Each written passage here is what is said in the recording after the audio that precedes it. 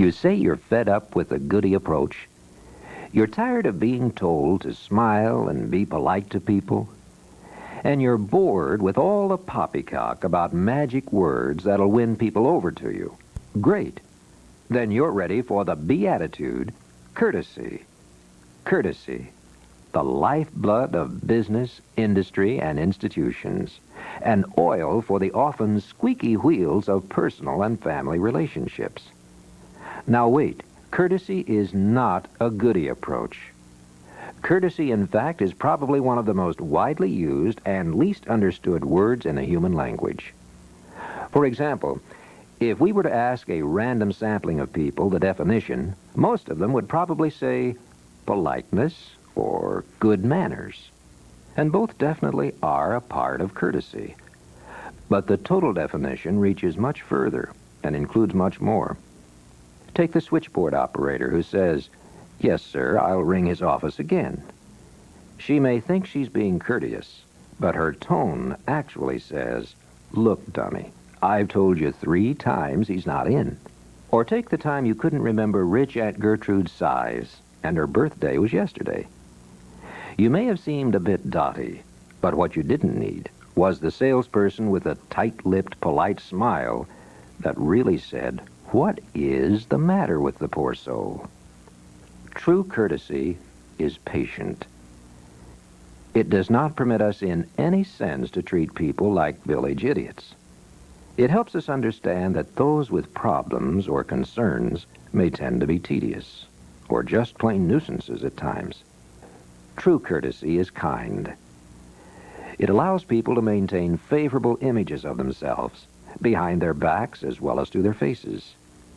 A shoe clerk who says, "Yes, ma'am," and "No, ma'am," then tells the stock boy, "The only way that old cow will fit into a size 3 is to wear the box," uses good-manner words to her face, then rips the lady to shreds behind her back. Courteous? No way. Likewise, the pharmacist who assures a customer, "It's okay, I don't need to see your senior citizenship card," no doubt thinks he's being courteous, when actually the kindness of true courtesy would have told him what a compliment it would be if he waited to see that card. We all, as we get older, have illusions that we might look a bit younger than we are. Good manners without kindness can get you in a heap of trouble socially, too. It's certainly good manners to try to make conversation when you're thrown in the company of strangers. But not like the young lady who said to the gentleman next to her at the company Christmas party, "Who's the 1920 flapper with the dyed hair?" Of course, the lady in question was the gentleman's wife, and he was the chairman of the board.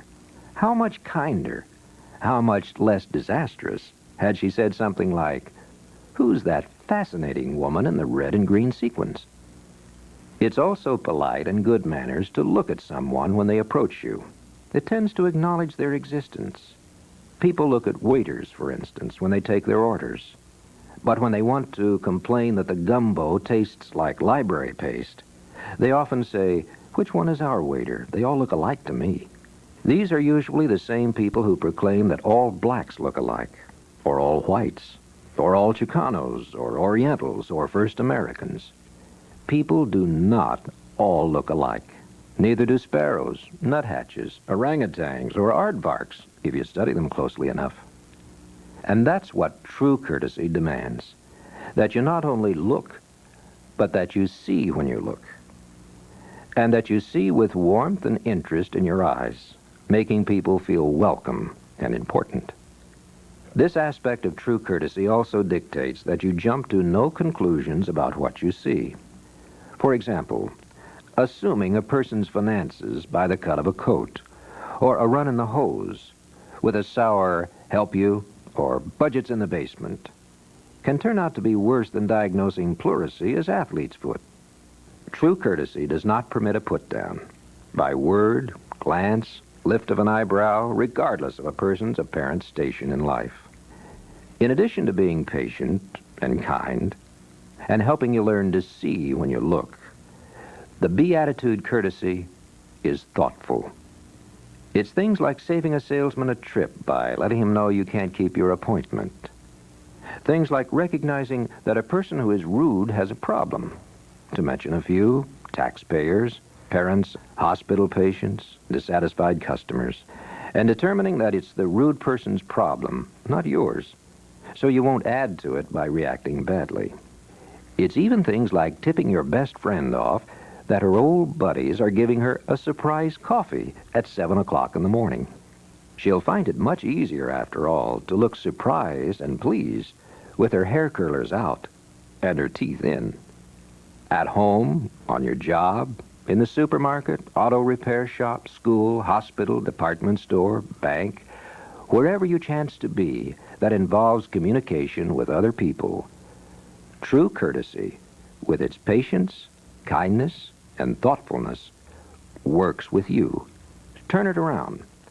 Those same qualities will work for you, bringing people back again and again to you, or to the organization that employs you. Courtesy is a corporate image of which there is no whicher. It also is the image builder of all institutions.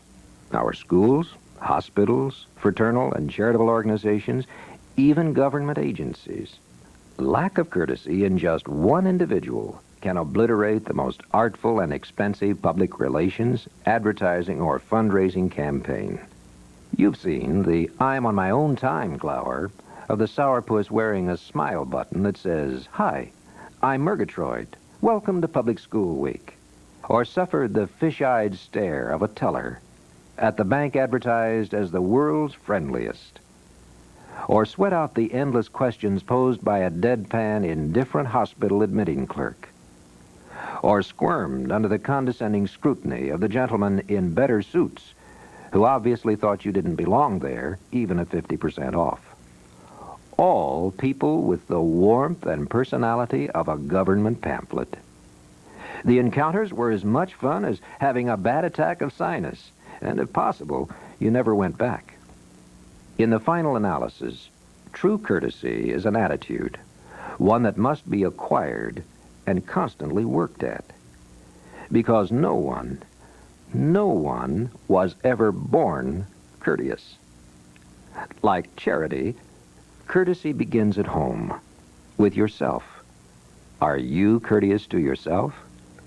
It's a natural fact that we're all made up of assets and liabilities. Make the most of your assets and do the best you can with the liabilities. If your mirror tells you that over the years you've lost everything but weight, so be it. Admire the color of your eyes or the tilt of your nose. Hitch up your socks and get going. Do you care about yourself? The way you look, the way you dress?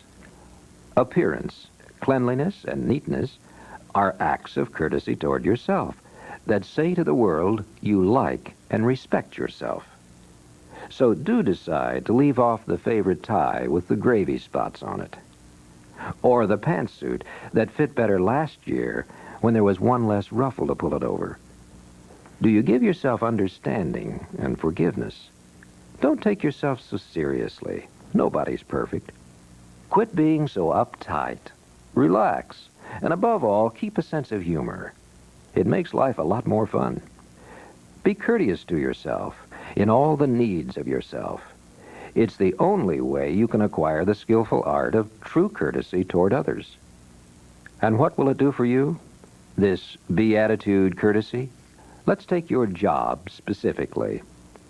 The same motives you have for working, money, prestige, success, power, whatever, should motivate you to acquire and practice courtesy, because it can definitely help you achieve, which may seem at first to be a steely-eyed commercial way to talk about courtesy. But is it really? Any practical applications you can make toward improving yourself should be considered. After all, you're playing for high stakes, the right to earn a good living, promotions, benefits, and courtesy is very practical, as well as commendable, admirable, and pleasurable. It is one of the primary yardsticks by which we are all judged, by our superiors, by our fellow workers, and by those we serve. Remember that success always comes through other people. So, no matter how churlish or liverish you feel when you get up, leave those feelings at home.